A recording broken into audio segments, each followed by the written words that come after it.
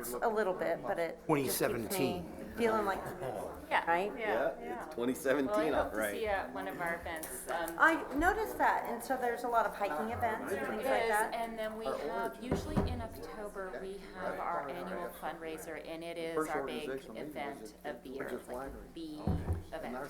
And we're pretty excited. We've got we honor someone each year. It's called Nature's Inspiration. We always honor somebody. Like one year we honored, oh gosh. So there's a long Name was connection. right It's out of been my head. It was broken for a Jackie while. Spear and Congresswoman Jackie Spear and Congresswoman. I didn't realize So, that. Oh, this is a law interesting. I firm. didn't know. We're gonna get started. Okay, sorry. Okay, no, no, sorry. We have these really exciting people, and this year we're pretty excited about who we no. have. And it's No, going we're to fine. be in South County. Cool, perfect. Meeting to order, we have a quorum, and so if we could start with a roll call. Chair Glines, Present. committee members Davenport, Edgerton, Hutchison, Here. Hintermeister, Lovelace, Oliver, Wolf, Brown. Okay, we're going to, rather than me start off with a report from the chair, I'm going to ask Danielle to introduce herself, our newest board member, and tell us, what got you attracted and what do you hope to do? Okay, do I need to have this on? I guess I do, there's people in the is. audience. So I've been pretty active in the community for multiple reasons. I'm involved in Home First. I sit on the board of Home First, and it's the largest homelessness organization in Santa Clara County. I'm also a Human Rights Commissioner for the County of Santa Clara. And then also I kind of wanted to round that out with looking at some of the environmental things that I care about. So I'm really excited to be part of this, but I also represent the business community. I sit on the board of a couple of corporations. I'm a startup advisor, and I work in the high-tech space. I'm also working with some local chambers to start up a local accelerator focused on ag tech and some rec tech and some other things. So that's really my business experience and where I bring to bear here and what some of the constraints and issues that we might face with regards to habitat. So excited to be here, and thank you. Thank you. Then for the report of the chair, I attended the most recent implementation and governing board and spoke to them about concerns on high-speed rail, the environmental impact reports, the wildlife corridors, and Julie, if I'm incorrect, I think you know this better than I, but, and then Ed, if you could give us just a little thumbnail on what we, the agency with the environmental hat, is doing to make sure that everything is being done so that the difficulties are going to be addressed. But high-speed rail is running quickly right now. Who knows if it's going to go or not, but there's, in Gilroy anyway, it's going to be coming over Pacheco Pass, and that will be the longest tunnel in North America for rail or road. So it's going to be underground. And then outside of Gilroy, there's two options. One is a 25-acre plus or minus island of land that is within the city limits, but is surrounded by land that is not within the city limits. Gilroy also now has a growth boundary measure H that is going to limit, without approval from the voters, there's going to be a mini city out there, and that's one big worry. But then in town, there's an at-grade plan. Then there's also a plan to have a above grade.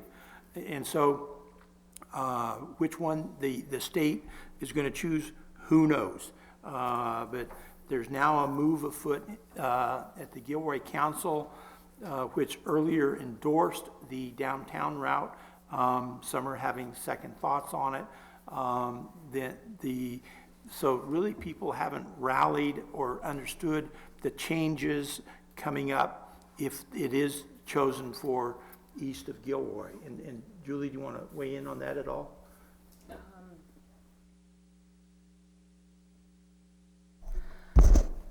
I think you pretty much summarized it. I guess what will be of interest to this advisory body is how the Habitat Plan will view the east of outlets, east of Gilroy outlets, because as he mentioned, there's about two parcels which come to about 27-acre flag lot where the Habitat Agency can put the station. But that's, even though it will be aerial coming into a certain point, it will then have to come down and be at grade through the farmland. So we all know what that will mean for the agricultural preserve. So yes, the downtown station's not an issue, you know, No. in terms of the Habitat Plan. It's really the east of Gilroy Outlet one. So it would be more to you to explain to us what that might look like. Yes, it was, so the gross inducing impacts of the station being on the eastern part of Gilroy was never analyzed for impacts through the Habitat Plan. And it is east of Gilroy. Yeah. It's not only that little island parcel, two of them. So it would be land that was never considered, well, it was always thought it would never be developed. So it was never assessed for take impacts associated with the, you know, habitat and endangered species. So would it create some problems for the plan? We don't know. We'd have to look into it. But it definitely was never assessed as land that would be developed. Okay, thank you. And that's the extent of my report. And if we could start down here with Jess. Do you have anything to say for the good of us all? No, I do not. Okay. I'll pass. Kyle? I have nothing. Okay. Dick? Jan? No. Feel free. All right. Julie? Craig? No. Okay, good. All right. So then we'll move on to, if I could have a motion and a second to. Sorry, one thing it did come to mind. I apologize, everyone. I think at one point, as it moves along, we'll eventually want to hear a little bit about the regional conservation investment strategy once that starts to take off a little bit, because I think there's somewhat of a nexus or connection or parallels, and at one point, I imagine within the year or by the end of the year, we'll want to be hearing of that. I'm understanding a draft plan may be put together by April, so I think that's something that this board or this committee should know a little bit about. Yeah, we could have them present at the August meeting. Okay. Well, thank you. So if I could have a motion and a second to approve the minutes of the August 4 meeting? Moved. Second. It's been moved and seconded. Call for the question. All those in favor, please say aye. Aye. Hearing no noes and no abstentions. I'll abstain. Okay, good. And the motion passes unanimously with the one abstention. We're going to defer item 2 till. Oh, no, we're Okay, good. Yeah. Good. So Abby is here, so. perfect. So then Abby, if you want to come and tell us about the Pajaro Compass and the Nature Conservancy and all about it. Thank you. My spot? Yes. Ooh, great. I see.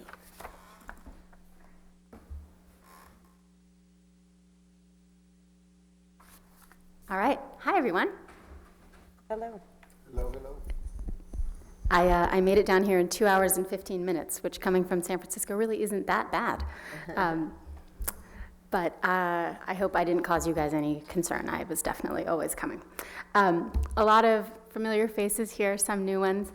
Thanks very much for giving me the chance to address you all. I have a presentation that I've been using to share the work of the Pajaro Compass with people up and down the state who are interested in conservation and the intersection of working lands, multi-benefit projects, and natural resources.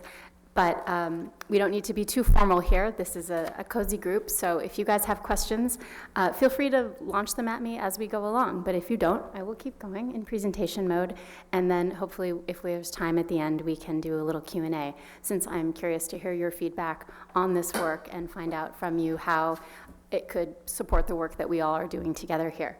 Certainly, we have a lot of collaborations already in place, but the compass is intended to create new ones. So with that, I will launch in. I hope you all can see the beautiful picture of the Pajaro River.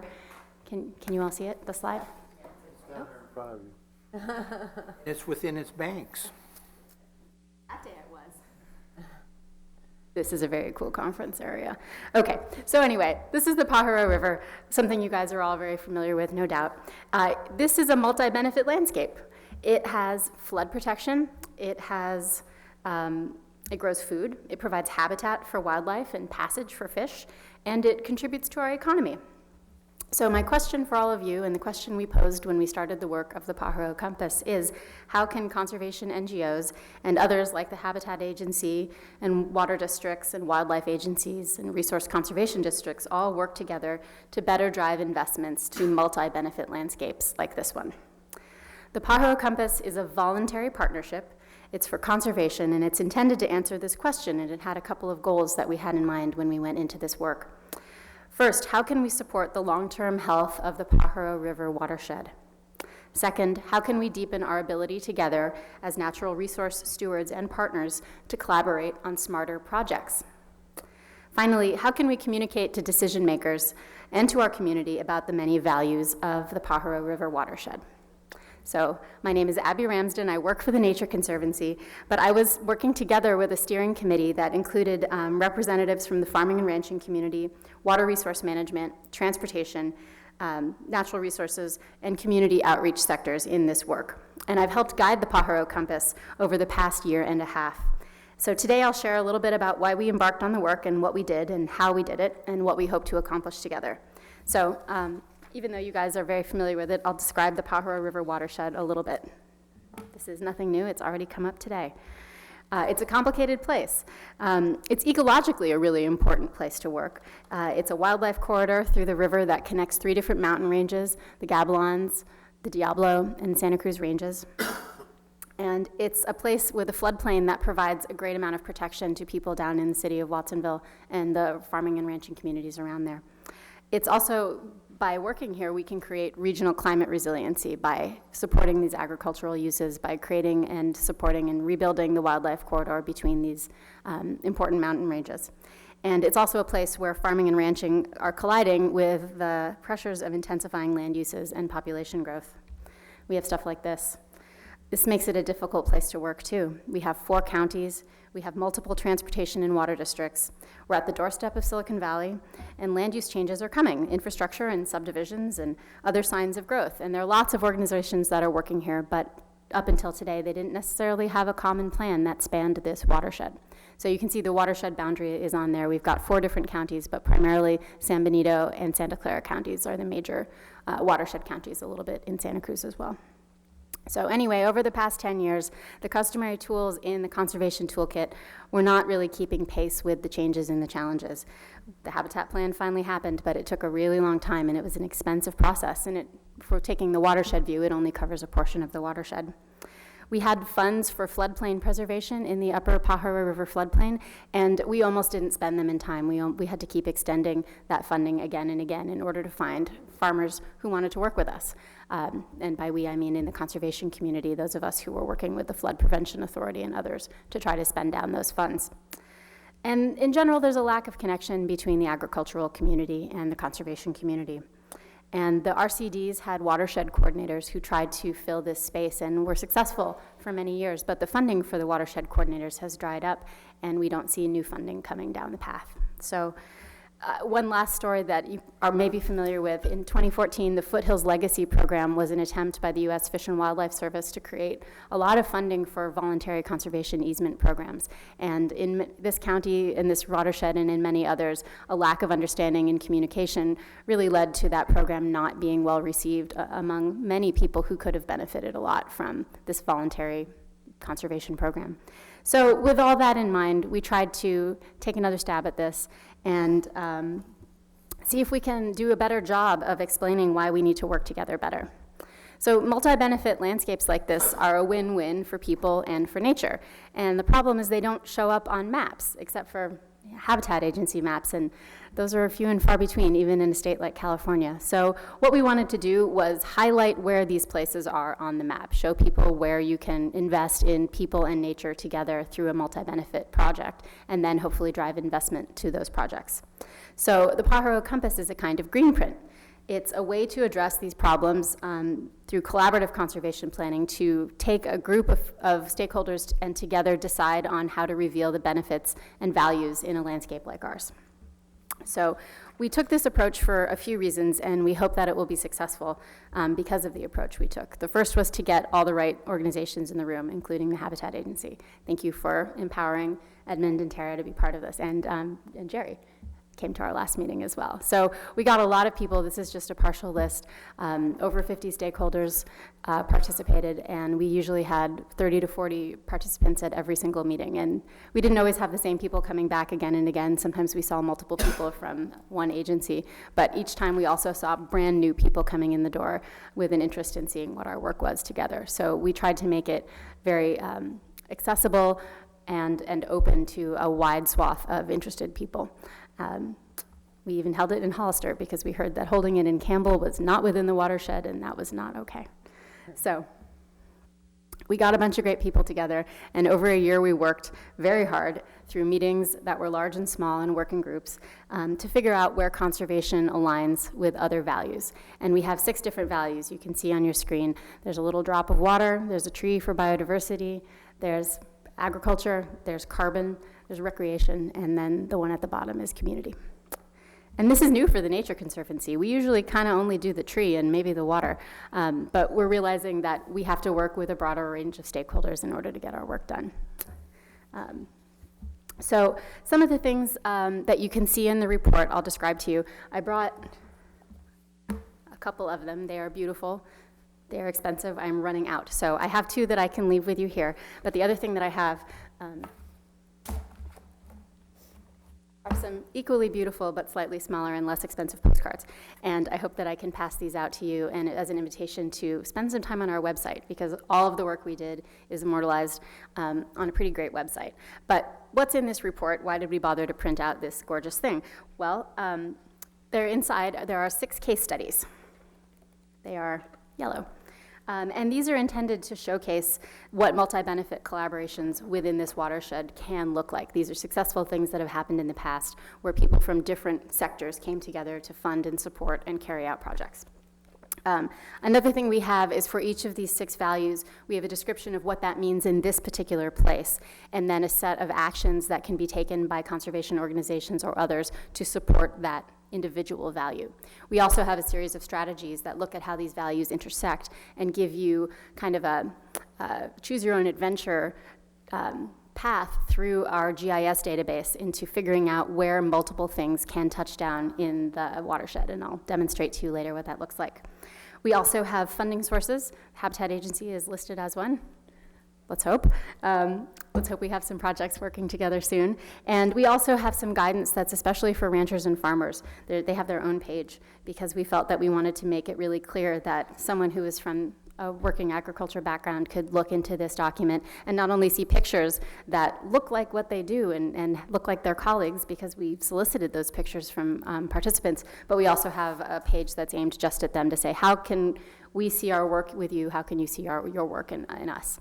So I hope you'll take a look. You can download it or check out one of these copies that I'll leave behind.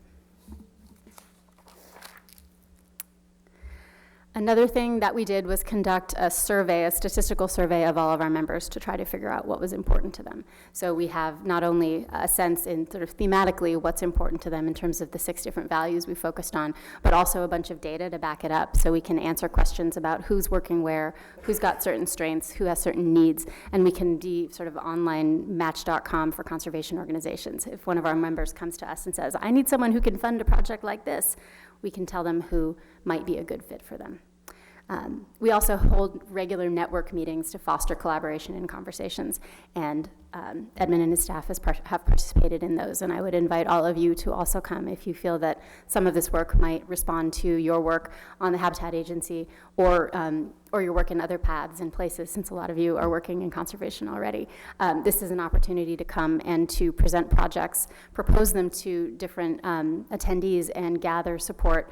You can get, hand out a survey, you can get people to sign up to support your project, you can set up the next step for an additional meeting to gather information, whatever it is that you have in mind. We don't discriminate. We offer this to anyone who wants to come in our door, and we just do a simple intake form so we can track those projects over time. And then we offer the support of the Nature Conservancy as currently the organizer of this effort. We hold all the GIS data, and to the extent that anyone needs GIS analysis of their project, since most people don't have GIS specialists on staff, that's something that we offer to them. But our geo browser is up online, and that's the last thing we did, is we built really great maps. And these maps are based on the statistical data that we gathered from all of our constituents. So we're able to show not only sort of impartial stuff like where is critical habitat or where's the habitat plan touch down, but also where does the value of watershed resources touch down most strongly in this area for our participants. And we can do that for each of the 6 resources. So we get to cross-reference impartial GIS data with what's important to a group of over 50 or 60 stakeholders with conservation projects and programs. So this is the map of biodiversity in the upper portion of the watershed. So the dark green lines are the Pajaro River upper and lower watersheds, floodplains. And so above the dark green line is the Habitat Agency's area in Santa Clara County. You guys are pretty familiar with this map. You can see Monterey Bay down at the very bottom. Anyway, what this map shows is all the places that are most important to our stakeholders for biodiversity. And the darker the green, the more biodiversity values are there. So we looked at probably a suite of 25 or 30 different biodiversity-related data layers, gathered them all, and then rated them based on the statistical approach we took. So if you wanted to invest in a biodiversity project, a place that was really dark green on this map shows the overlap of the values of a lot of Compass stakeholders. So within our network, you would have a lot of partners to call on if you wanted to do something in that particular location. But when it gets cool is when we compare and layer these pieces of information one against the other. So if you wanted to do, say, a collaboration between a water district, say it had funding to preserve the floodplain, maybe it was an NGO or a habitat agency that wanted to invest in restoration of riparian corridors for connectivity and habitat, and maybe you had an RCD that wanted to bring farmers into the mix. So first we start with a biodiversity layer, and then we can look at an agriculture layer. And the places that are dark, again, show that overlap of agriculture values. So we can compare the two of them and then bring in water resources and look at a multiplicity of different values and find out the places that are most highlighted. And those places might have more supporters. They might have more funding partners. They might have more implementation partners. All we're doing is creating a forum by sharing information, but we think that this is going to be a really powerful tool to get conservation stakeholders together to do better work.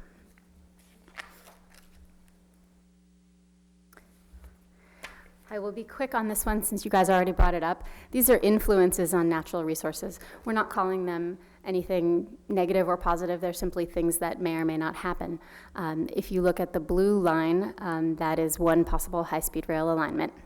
If you look at the purple lines, you can see possible transportation projects. All of the yellow and brown colors are projected growth based on the U-plan model. So that's a question of where will we see an uptick in density or intensification in land uses based on a well-established model. So this is simply a way to foster conversations.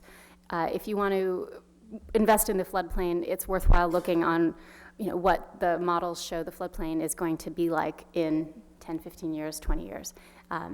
It's going to potentially change. So if we can see that and make that clear, both among our own community members and with other stakeholders, and contrast this to the darkness of the overlap of values that you can see in some of these places that are projected for change, that sets up a conversation. And it allows us to share information in an impartial way with stakeholders looking at different parts of the watershed in a fashion that hasn't been done before. So this is just to finish. Our old way of doing things, we got a lot of projects done. They were good projects. Maybe had a water project with certain stakeholders and certain funding, and it provided some water benefits. The same was true for biodiversity or for agriculture. We hope the Compass approach will take those benefits and bundle them together and have bigger benefits, but also have better support and more funding for a project that can be conceived of as multi-benefit from the very start. So again, I invite you to get to know our document, to come to our meetings if you haven't already. And that is kind of what I had in mind, and I would love to take your questions. I have some focusing questions if you want some things to sort of toss around a little bit, but if you guys want to just jump in, I'm also happy to address your questions. Okay, and then after we hear questions, comments from the board, we will open it up to if anyone from the audience would like to comment as well. Great. So, I have a question. I don't know if this is on. How long has this been going on? We started the process in June of 2015, and we published this document in June of 2016. So it was, for a conservation planning process, relatively quick. Yeah, and how much fun, I mean, are you looking for more funding, or you feel you can go for another so many years, or? Well, we will be looking for funding, and what we're hoping is that a local partner who has participated in the network and sees the benefit of the network will take on the role of Compass coordinator, and that might be a half-time position at an RCD, for example. We're trying to build the capacity of local organizations, so if there's an RCD or a land trust locally that wants to bring this role in as a competency, the Nature Conservancy and the other steering committee members, and hopefully the whole network, would support funding applications to create a position. The Nature Conservancy, for now, can keep running this in-house as long as I have the energy to do so. But I think at a certain point, this will have more credibility within the community if it's run out of the Nature Conservancy, since we remain not carpetbaggers, I hope, but certainly not locals. And if there's a local organization that could own it and manage the network going forward, to our mind, that would be a great result. other? Yes. Abby, a couple of questions. Thank you for the presentation. It was great. You mentioned about working relationships with the ag community. Have you, over the last little while, because you mentioned that there's been a agricultural project, have you found a little bit more opening up? Have you found a way to have better relationships? Well, at every meeting, we've had more participants who are farmers and ranchers coming in. And the fact that they come into the meetings and stay for the entire meetings and sign up to be part of our network seems to be a positive baby step in the right direction. Mm-hmm. We also have our case studies, and one of our case studies is an ongoing project that involves Nature Conservancy and other partners, and we invite people from the farming and ranching community to come out to that property and see our work in progress. And that has been a really important piece of outreach, where we can talk about both the Compass and the desire to foster future projects that have a similar crossover between agriculture and conservation and floodplains and education, which that particular project has.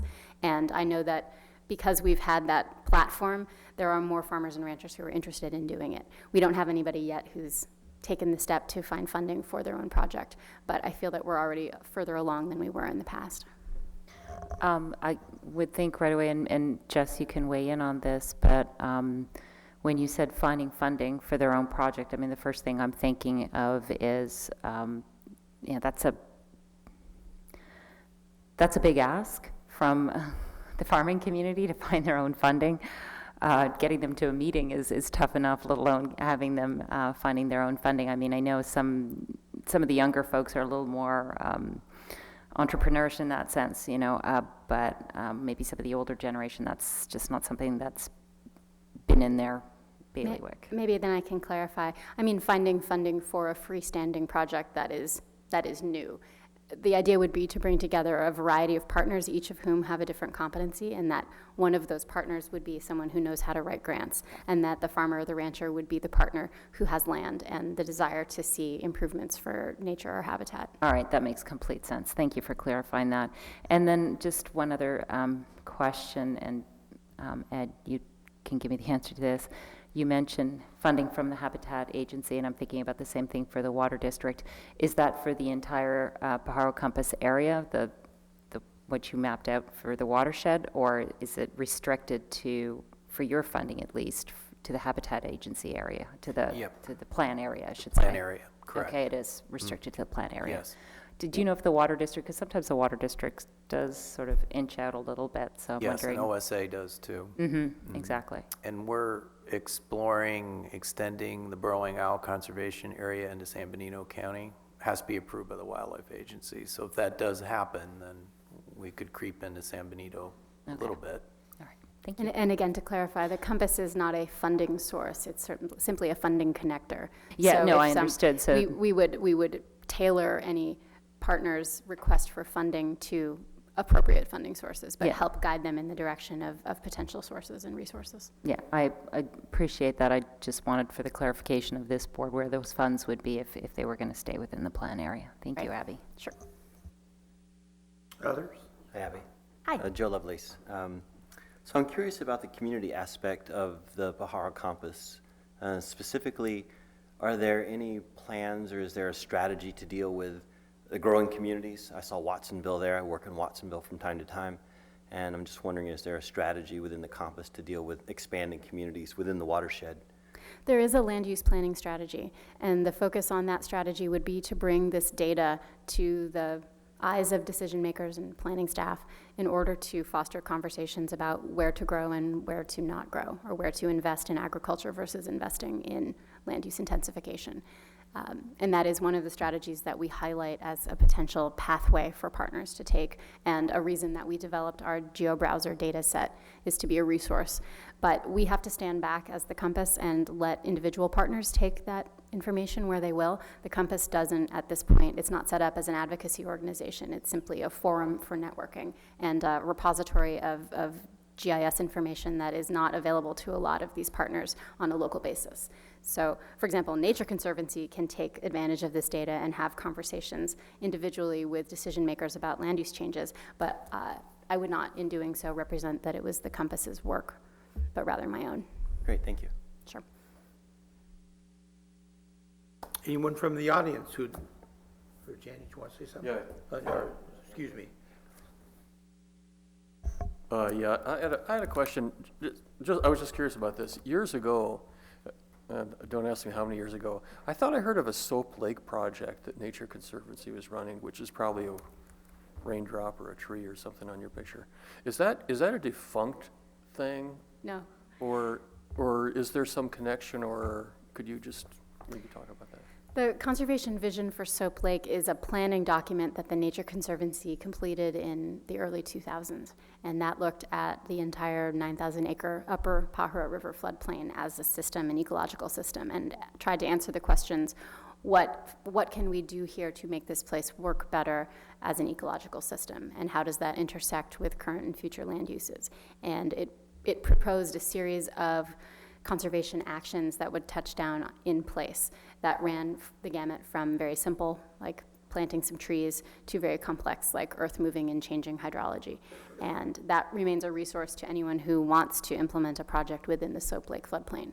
I'm using a portion of that on our Gonzales Farm project, which is just a tree planting project. But the idea is to connect the riparian corridor better through the eastern part of the floodplain and take one step toward enacting that Soap Lake preservation vision. We hope that in the future we'll find some partners to do other portions of that vision. Unfortunately, writing the conservation document was the easy part. Finding farmers and ranchers to partner with us is much harder. And that's one of the things that we're trying to get at through this work.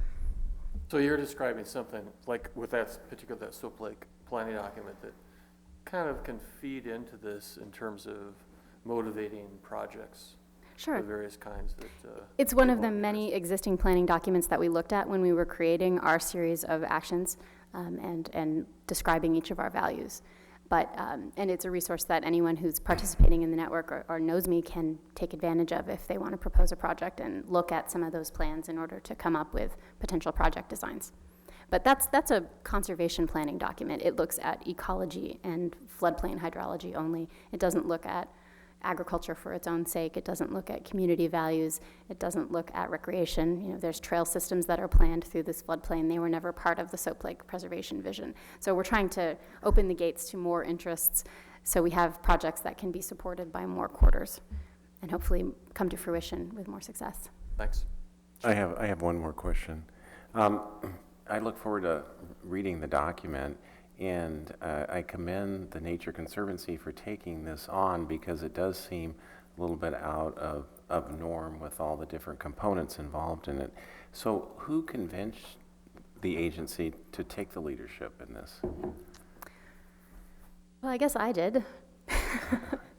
In collaboration with existing watershed partners, there had been a conversation for some time about creating a collective conservation vision. I remember Craig was at one of these meetings back in 2012, 2013, when I had just started with the Conservancy. And there was a watershed coordinator at the Resource Conservation District in Santa Cruz County who was interested in collaborating to create a multi-benefit conservation vision for the watershed. And so she and I kind of cooked this up, and I took the initiative of getting my colleagues on board with it and getting the resources that I knew that I would need in our science and GIS departments in order to support that kind of activity.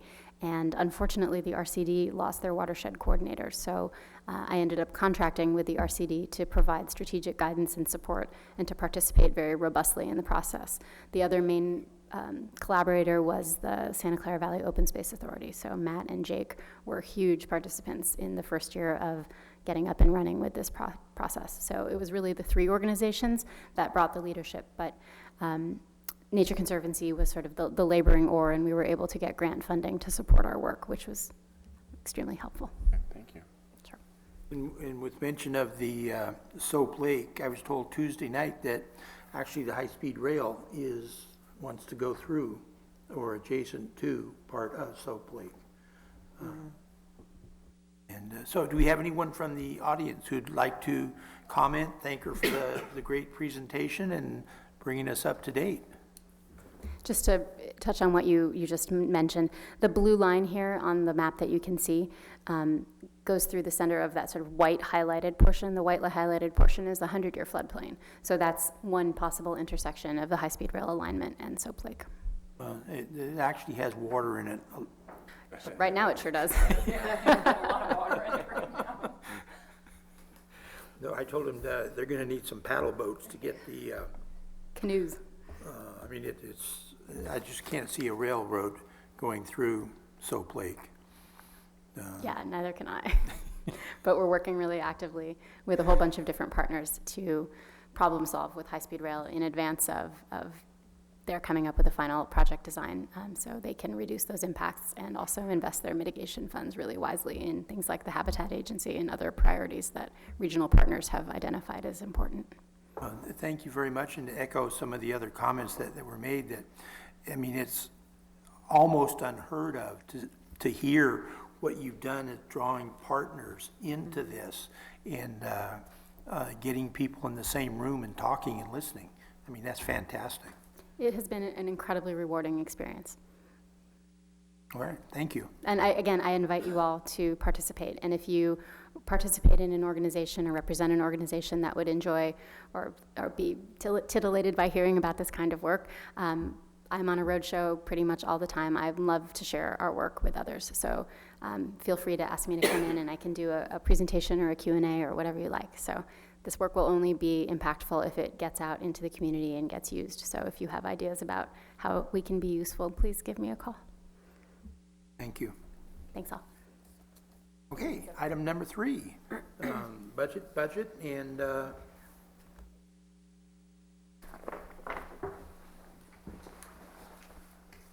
Evening, Public Advisory Committee members. We snuck the budget items in between the two wonderful, sexy presentations.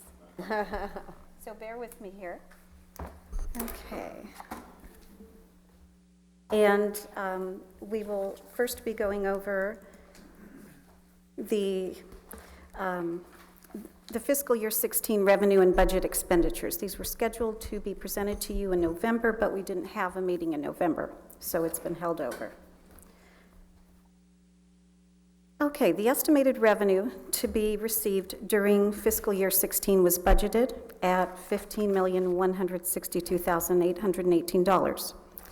At the March 17th joint board meeting, it was reported that revenue received would be less than originally anticipated. The revised estimate of total revenues was $3,946,850. Final revenue received during fiscal year 16 through June 30th totaled $6,274,320. This is a breakdown of the Habitat Plan fees received.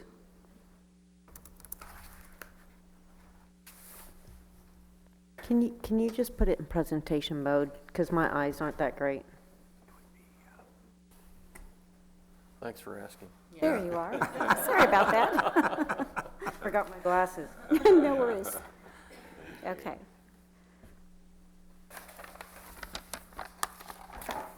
So these were our Habitat Plan fees. Continued, we have our participating special entity fees, and mitigation only, and then finally other revenue. This is a detail of our cost breakdown. We have the budgetary numbers, and then we have the actual numbers, the actual money that was spent.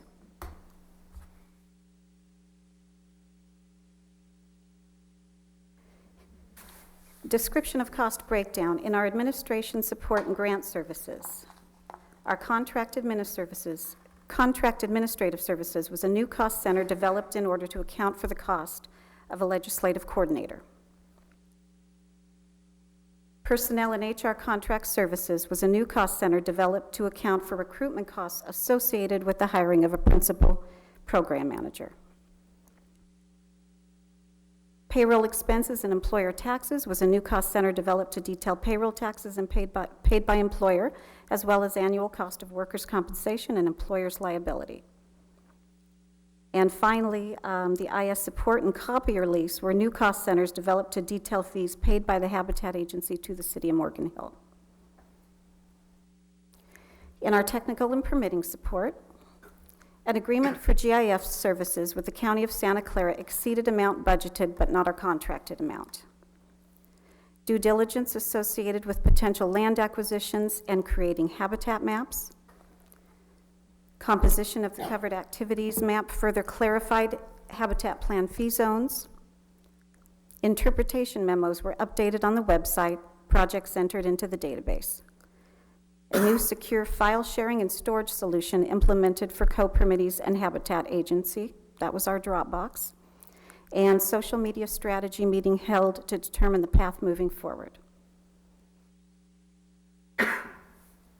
More in technical and permitting support was our waters permitting. The agreement was executed for Habitat Plan programmatic permitting assistance. Participating special entities, assistance to execute work associated with cost center was contracted with outside firm. Principal planner recently hired that will now oversee the work, and revenue for fiscal year 16 exceeded $1.39 million. And finally, conservation strategy implementation, assessment of new lands and conservation easements for existing open space. Extensive due diligence was required for the County Calero projects, which was not anticipated. A realtor was retained in order to assist with research on potential property acquisitions, and a UTC appraisal, not anticipated, was completed. Monitoring, management, and reserve unit management planning. Management plan was developed for OSA Coyote Ridge. Species surveys were completed for Coyote Ridge.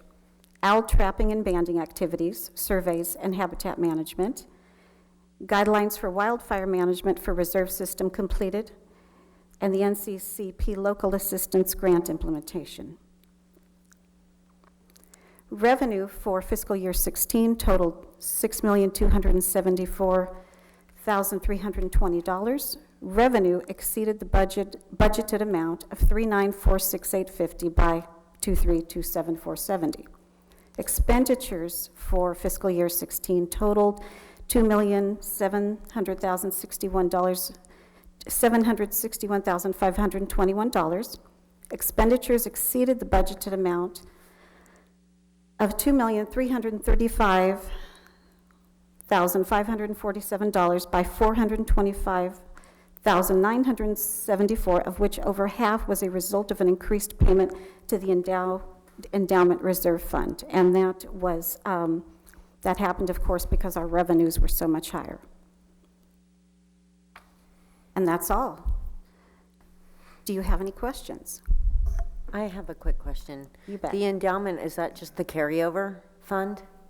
The endowment reserve fund is funds, a certain percentage of each one of our habitat plan fees are placed, so it is placed into an endowment reserve fund, and the endowment reserve fund it grows over that 50-year period, and at the end of that 50-year period, it is used for the execution of the habitat plan. In perpetuity management of the reserve system when the permit sunsets in 50 years. We're in year 3, so 47 years now. So in today's dollars, it's 90 to 100 million will be set aside. We're going to be investing it in the Silicon Valley Community Foundation. Okay. So it's the money to keep the reserve system management activities, sort of the sustainable funding in perpetuity. And there was extended discussion at the implementation and governing boards about which, who to invest it with, because there's pluses and minuses, and there's, people all over the country, and there's limits. Each has a different kind of limit on how we can get money out if we need it. That was done within the last 6 months or so. Right. Yeah, it was the September joint board meeting, yes.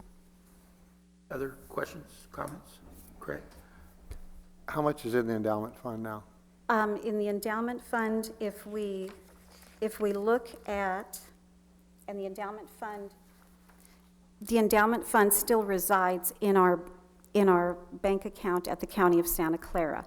That is going to be moved out of that account into the endowment fund, which has now been approved by our board, and we are currently going through the process of building a 501c3, and so that is anticipated to happen hopefully before year's end. And this year,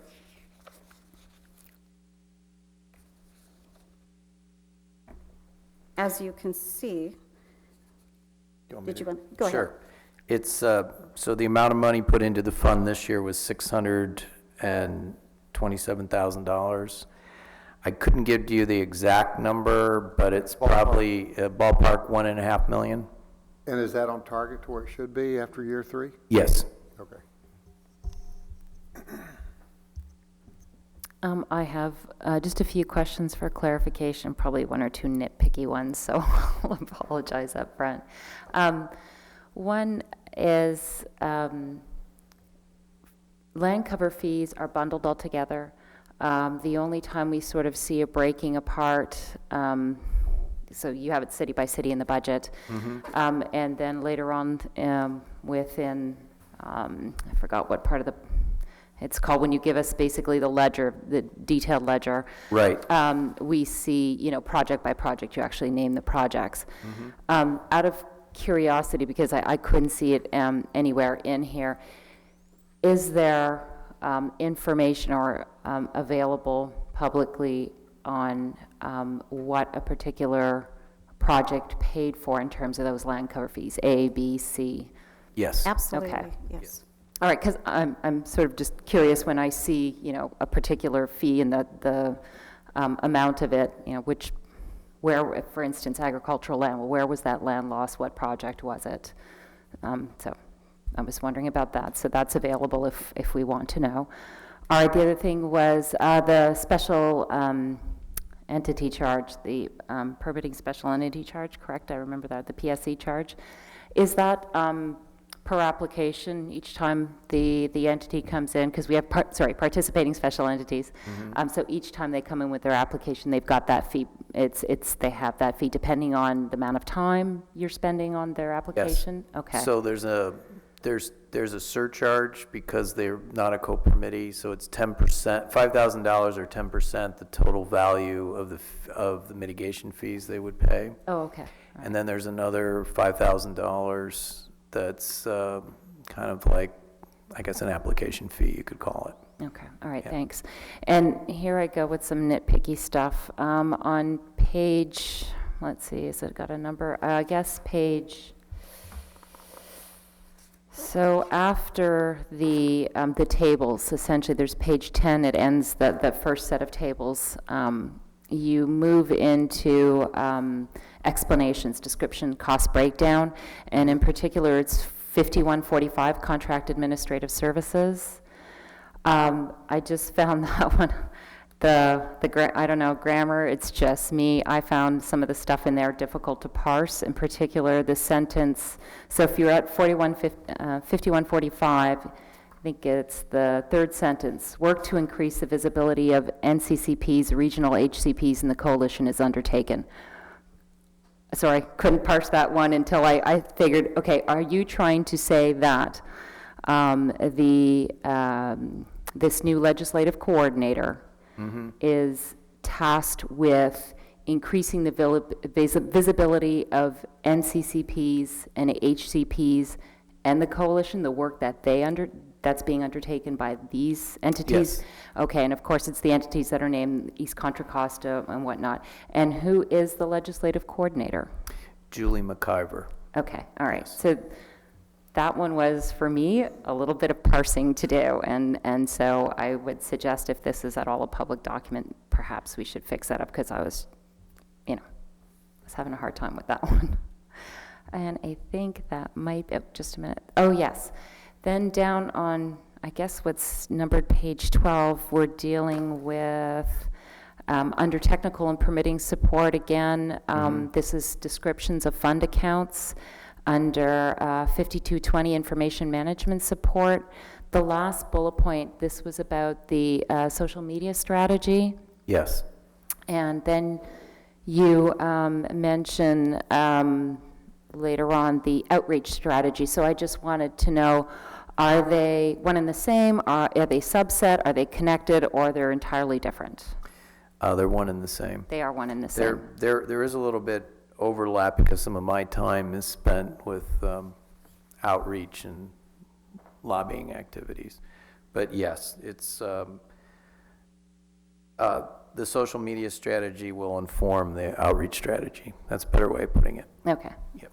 Fine. And that might have been it. Okay. I think Thank so. you. Sorry, thanks. No, it's fine.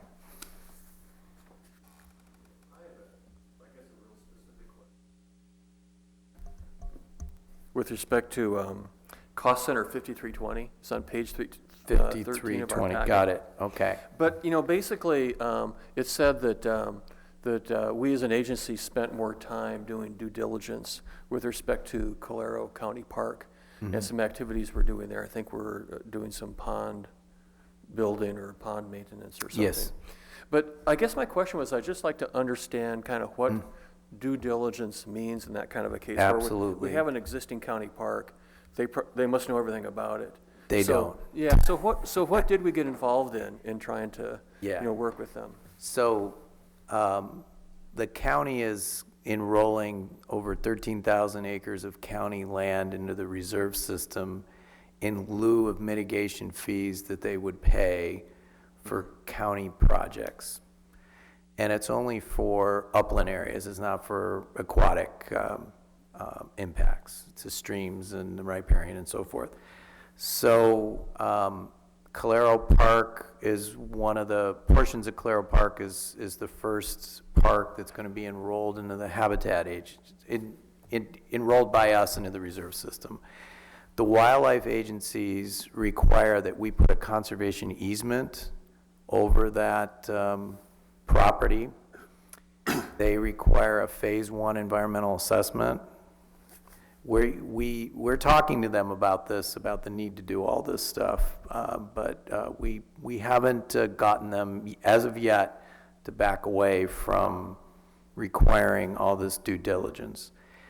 The title report noted 57 exceptions on title, including water right claims, old Butterfield stagecoach access rights, you name it. So we had to go through all those exceptions to title and clear it. And there's still ones on there like PG&E, San Jose Water Company that everybody understands. But there were these ones related to water rights and access that we had to clear up, or the wildlife agencies would not have approved the inclusion of that property in the reserve system. So what we get out of it is serpentine habitat land. We get occupied ponds with red-legged frog and tiger salamander, and we will manage that land for the wildlife benefits. So it's still going to be a park, but now we'll be spending money out there that the county doesn't have to do restoration, habitat creation, and habitat enhancement. So that's the benefit we get. Also, since we're implementing a natural communities conservation plan by the state, and that's focused on recovery of species, landscape linkages, sort of landscape ecosystem management principles. So we have to acquire more land than mitigation would allow us to acquire. So the fact the county's enrolling more land into the reserve system than their mitigation needs are. So we're getting like a 2-for-1 benefit. So that's the benefit to us. Unfortunately, we had to hire a land surveyor to go over the cross land surveying, to go over all the exceptions in the title. We had to talk with this specialist named Kevin Knowles. We had to meet with him a couple times. He's worked with OSA. And these are things we did not think that there would be all these problems with the title. We thought the county would have cleaned this stuff up when they purchased all that land, but they didn't. Well, And, do you and, think? and, oh, and sorry. we got the county to pay for some of it, fortunately. And the next time around, I'm going to be less generous with our revenues and in enrolling these county lands. Yeah, I guess that's what I was kind of Yeah. curious then about is, because that's not going to be the only county park that we're working with. And No. And other open space authority, they'll be enrolling lands as well, so Yes. I guess you're on top of that. Yes. Then in terms of, Yes, it was the Yeah. first one. We wanted to prod the county along to hurry it up because they were already starting to have take on the landscape. Their projects were already impacting habitat, and they weren't paying anything, so we wanted them to speed up the enrollment of this property to offset their impacts. So as part of that, we agreed to sort of pay for some of the due diligence, and then there was stuff that we just did not anticipate, that there would be all these problems with title and boundary line issues with neighbors, and so that's where it came in. So City of San Jose, or I should say the Regional Wastewater Facility, is going to be enrolling some of their buffer lands into the habitat plan, this land in lieu thing, and they're paying for the phase 1. They did an appraisal on the value of their land, and they're paying for everything. So just to let you know, we've already started to change course. okay, good. Yep. That sounds great, thanks. Yep. Questions, other? I just had a question in regards to the endowment fund. It will be, the revenue generated from the fund will be limited to what the agreement is with the community foundation when it's set up. So what will it be used for, the revenue? It'll be used for monitoring and land stewardship, so sort of managing the 47,000 acres that will be the reserve system forever. So the cap rate is between 3% and 4%. And they offer, at least based on their previous sort of analysis over the past 50 years, they feel going forward the next 50 years that their funds do, they have more aggressive funds too, but that's Right. but that's the cap rate we're looking for. Walter, I had just a question. Evans, you just triggered my memory for a moment. There are a number of mitigation banks within this county and in other counties Yes. which are used to satisfy U.S. Fish and Game requirements for fish and wildlife. and other people can buy into those to satisfy their environmental needs by paying for equal credits, I think it's called. Do we have such excess credits within properties that we're managing that we could then sell so that we could raise income for us from some of these? Yes, that's sort of how the PSEs are, the participating special entities, which are PG&E, Gavilan College. So we're essentially selling extra credits to them. We also do these mitigation-only agreements. We've done them with Caltrans, where they have existing BOs, the biological opinions that were issued by the federal government for take of endangered species. And they're mitigating those impacts through the habitat plan. Their acreage won't count towards our reserve system, but they're providing funding that helps us to buy property. So we aren't selling them credits, but they are giving us additional capacity. And everybody's had conversations with high-speed rail about that very issue. Yep. How do you determine the price or value of a credit? Yeah, well, Mitigation Bank is set up to be a for-profit entity, and it usually the credit value that we sell is based on our fees. So it's based on a point in time and the fees that you pay today for your per acre impacts and the type of habitat that you're impacting. We typically only do upland areas. The wetland credits, so to speak, are reserved for the co-permittees. And the way it's done in the mitigation bank world is there's a market price. It's based on a scarcity, just like any product or market that's created in the capitalist world, I guess I could say. So things like vernal pools and serpentine land have very high market value. And there's sometimes vernal pool land can go for $300,000 to $400,000 an acre. And that's what a private mitigation bank is selling. And we're structured similar to them. They have an endowment. They have to manage the land. They have oversight by the wildlife agencies and the U.S. Army Corps. So similar.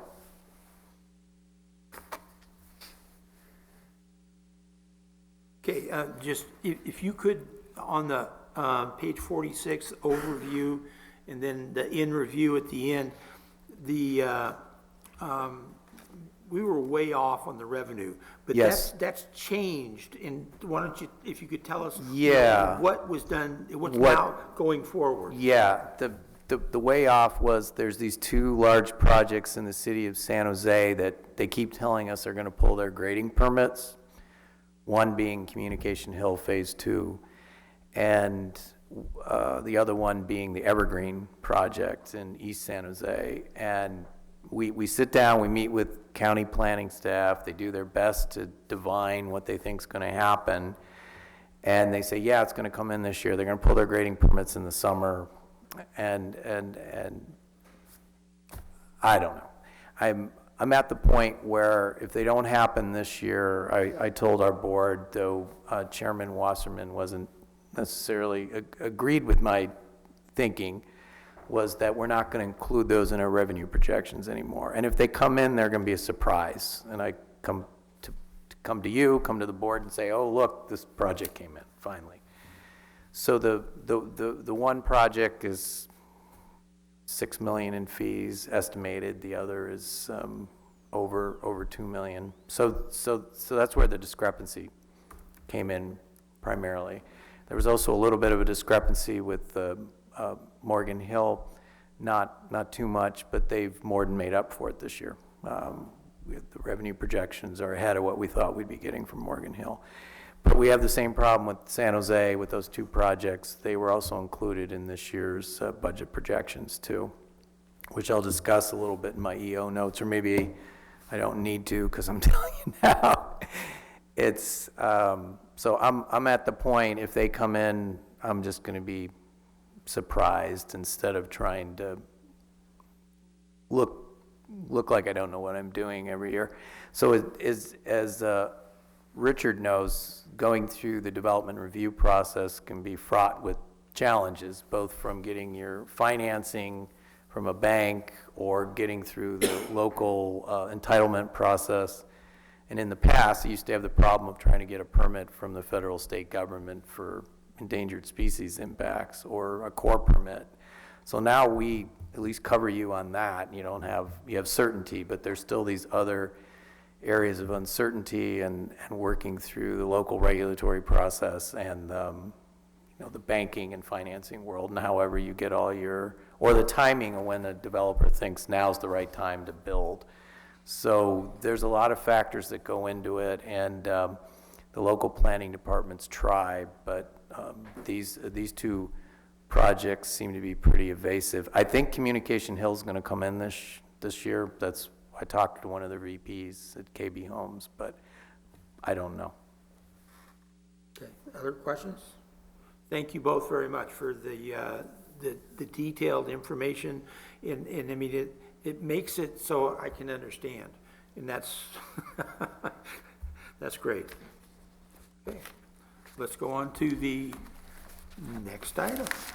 Okay, the next report is our AB 1600 Development Impact Fee Report for fiscal year 2015-16. In 1987, the state enacted Assembly Bill number 1600, adding section 66,000 et sec to the Government Code. This law requires that any jurisdiction imposing development impact fees must report certain information each year. In accordance with this requirement, staff is presenting the annual development impact fee report for the fiscal year ending June 30th, 2016. In April 2013, a joint exercise of powers agreement was formed creating the Santa Clara Valley Habitat Agency.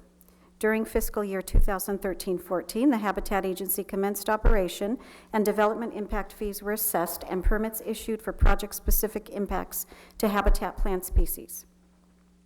The attached report includes the AB 1600 Development Impact Fee Report, a description of the development impact fee funds, a schedule of fiscal year 2015-16 fees as reviewed by the Governing Board of the Santa Clara Valley Habitat Agency, and a summary of the 2015-16 development impact fee revenues and expenditures. Fiscal impact: the development impact fees collected by the Habitat Agency are used to fund land acquisition, reserve management and maintenance, monitoring, research and scientific review, Western Burrowing Owl Conservation Strategy, habitat restoration and creation, program administration, post-permit term costs, and plan preparation. The attachments include the AB 1600 Development Impact Fees Report, the description of these development impact fee funds, the 2015-16 Habitat Agency fee schedule, and the 2015-16 revenues and expenditures.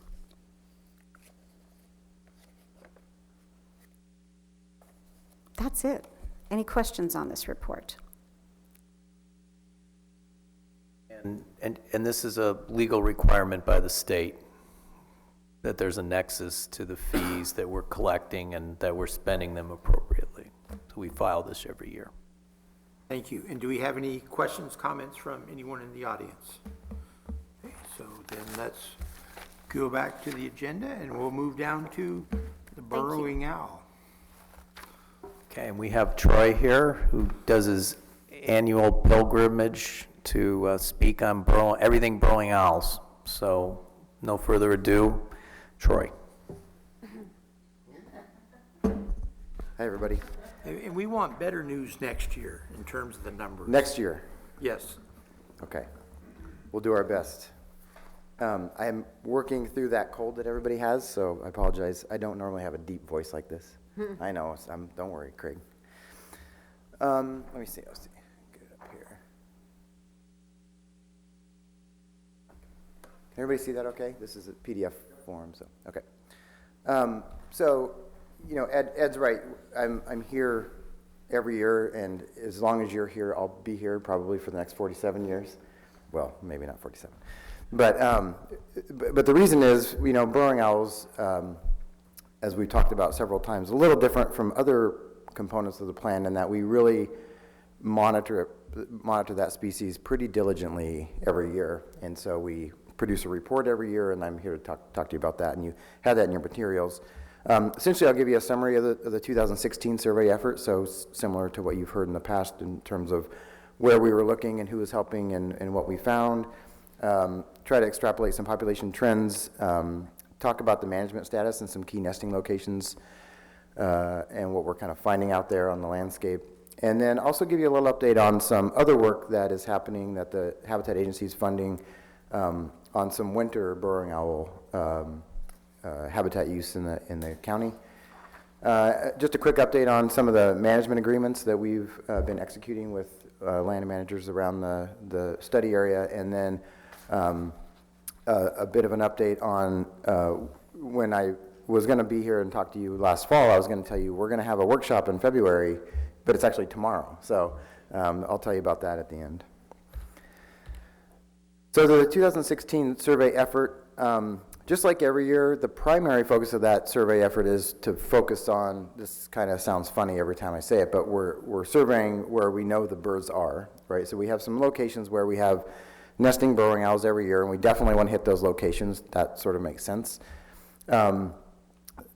Last year, 2016, we also wanted to, we had started collecting information on wintering locations on owls, and we had a pretty good sense on where owls were spending the winter time as well, more kind of up in the hills off the valley floor. And we wanted to spend some targeted effort right around the kind of March timeframe, so coming out of winter, right when the birds are starting to set up nesting, to figure out are those birds, how long are they hanging around those wintering sites, and are they potentially trying to nest there, and then maybe try to determine what the factors are that are influencing whether or not they might nest in those locations.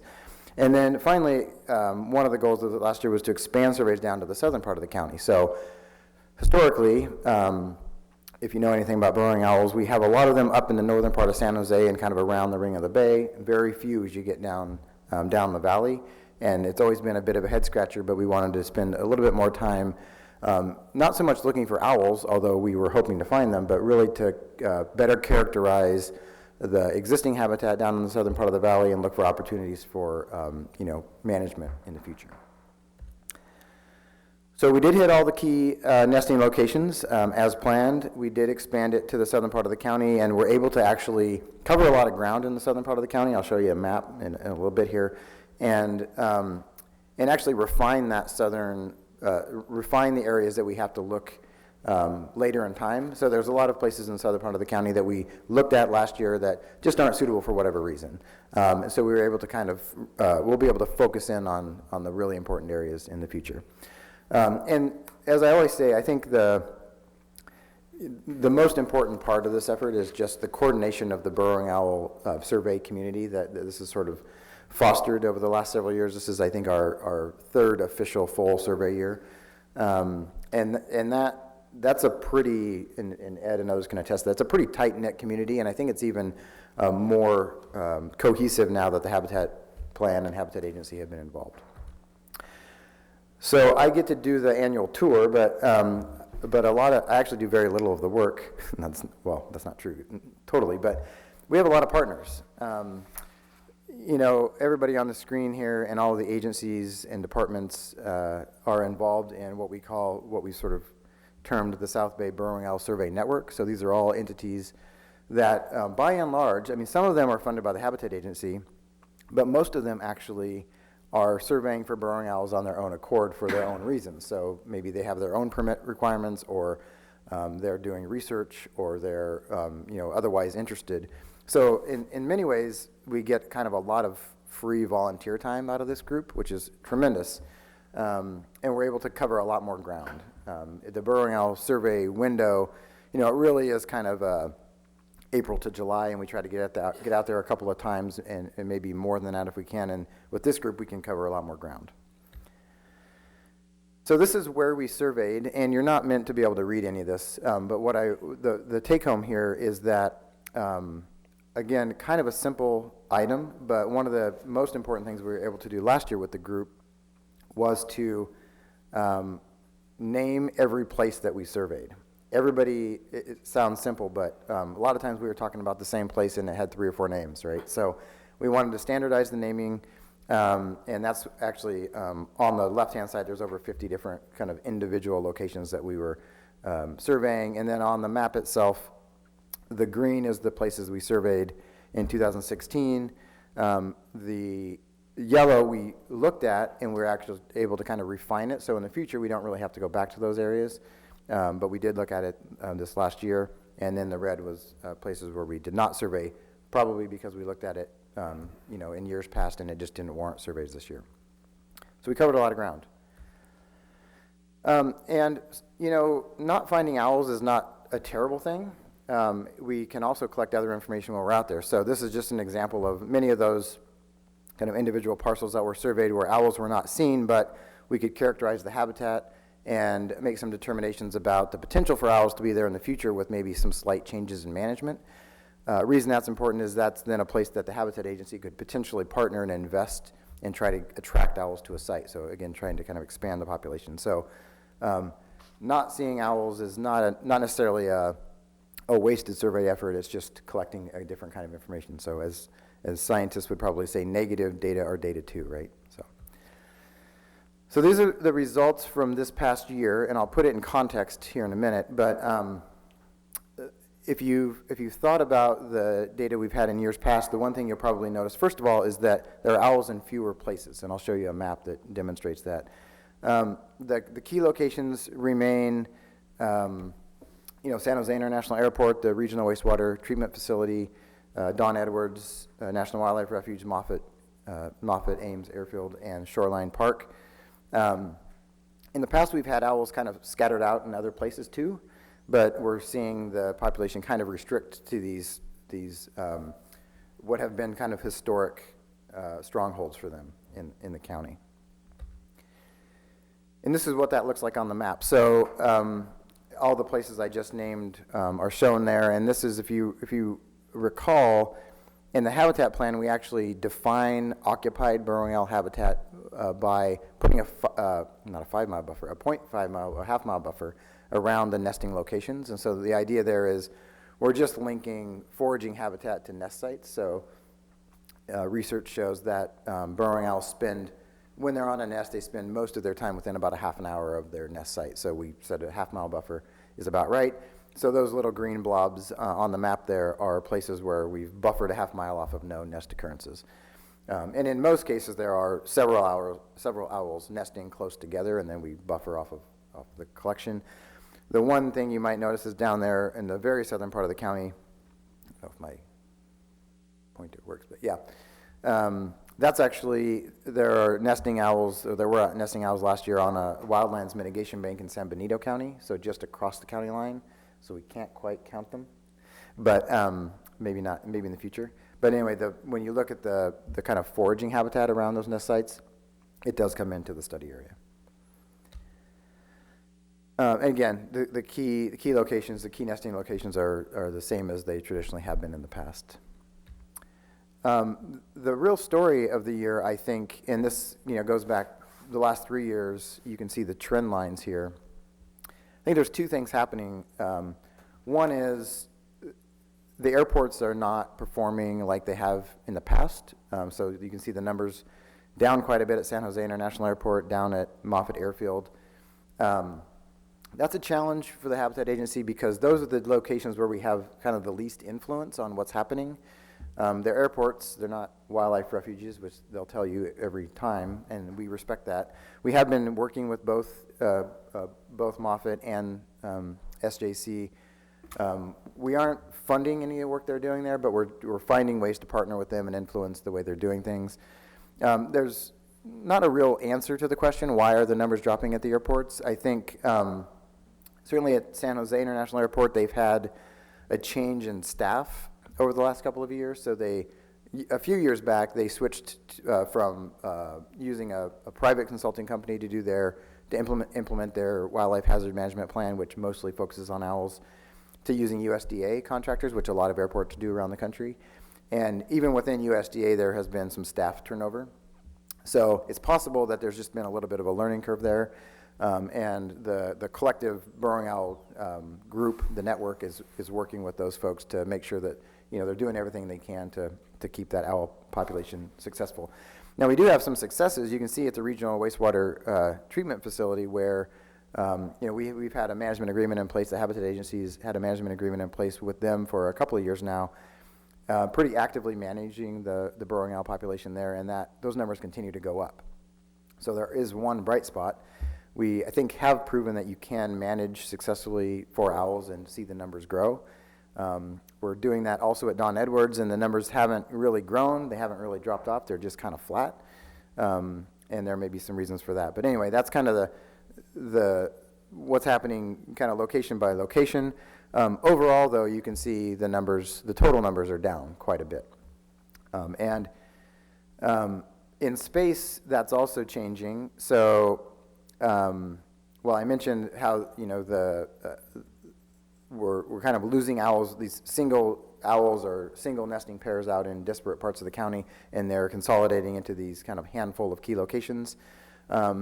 And then this is how that then translates to the fee areas. So if you recall, we collect specific burrowing owl conservation fees on this burrowing owl conservation zone, which again is a half-mile buffer off of known nest locations.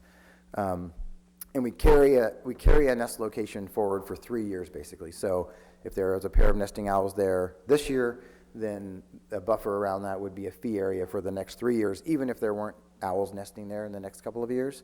But then after the 3 years, if there haven't been owls, then it drops out. So we have this kind of ever-changing fee landscape for burrowing owls. And anyway, so the map in front of you now is basically the fee zones that have resulted from the sort of the last 3 years of surveys, if you will.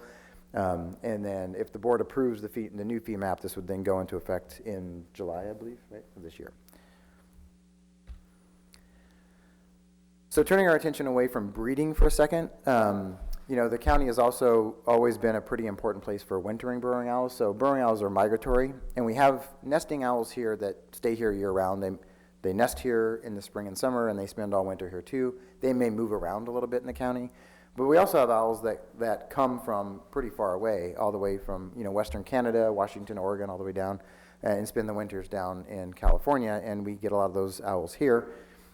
So the Habitat Agency is funding a study with Lynn Trulio in San Jose State to look at those wintering locations, ban the owls, and figure out where are they going, like where are they from and where are they going? Are they sticking around in the county to nest? Are they some of the owls that are maybe nesting on the one of the airports and then they're wintering in the hills, or what's the pattern of movement? So that's kind of the real impetus behind that study. And they started that work, I think it was 2 winters ago now, and have, I think, created a pretty, a much better understanding of how owls are using the study area during the wintertime. And then, kind of related to that, we're also thinking about, the long-term goal of the burrowing owl conservation strategy. It was never really to keep and protect owls in urban San Jose, just not a very tenable solution for the species. We would love to be able to get burrowing owls nesting and overwintering, down the valley in places where there's more space and less risk of habitat loss. And so, with an eye towards that, we've started another study funded by the Habitat Agency, working with Sandra Menzel at Albion Environmental, and again assisted by Lynn Trulio, to look at existing burrowing owl observations, so basically just like known locations of burrowing owls, where are they on the landscape, and then to do a little bit kind of finer scale burrowing owl habitat model, so linking up those locations and the underlying soil types and land cover types, and then extrapolating that out for the rest of the county. And when we do that, this is what that map looks like. But really the question we're asking is, where are there public lands that are suitable for burrowing owls? And again, thinking about where can Habitat Agency invest in public lands and try to institute management programs that might attract owls to those locations in the future. And so that's the public lands. And then the kind of next phase of this project is about to start this year, and Sandra's going to go out to these locations and do kind of a random sample on those sites to just kind of ground truth the results of her model. So the follow-on to that would be we would then begin to have conversations with public land agencies and investigate opportunities for management agreements for the future.